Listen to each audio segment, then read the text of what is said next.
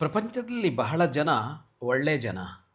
ಅವರು ಧರ್ಮದಂತೆ ಇರ್ತಾರೆ, ನ್ಯಾಯಯುತವಾಗಿರ್ತಾರೆ, ತಮ್ಮ ಬದುಕನ್ನು ಬಹಳ ಸೊಗಸಾಗಿಟ್ಟುಕೊಂಡಿರ್ತಾರೆ.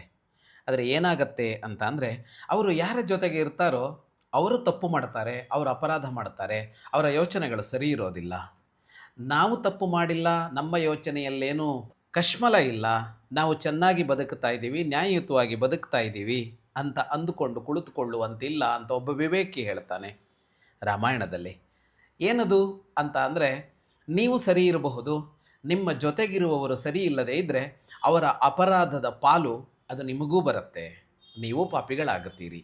ಪಾಪಿಗಳಾಗುತ್ತೀರಿ ಅಂತ ಅಂದರೆ ಅದು ಲೌಕಿಕದಲ್ಲೂ ಪಾಪಿಗಳಾಗುತ್ತೀವಿ ಮತ್ತು ಅಲೌಕಿಕದಲ್ಲೂ ಪಾಪಿಗಳಾಗುತ್ತೀವಿ ಅಂತ.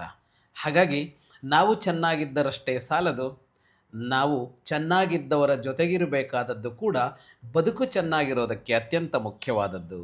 ಬಹವಃ ಸಾಧವೋ ಲೋಕೆ ಯುಕ್ತಾ ಧರ್ಮಮನುಷ್ಠಿತಾಃ ಪರೇಷಾಂ ಅಪರಾಧೇನ ವಿನಷ್ಟಾಃ ಸಪರಿಚ್ಛದಾಃ.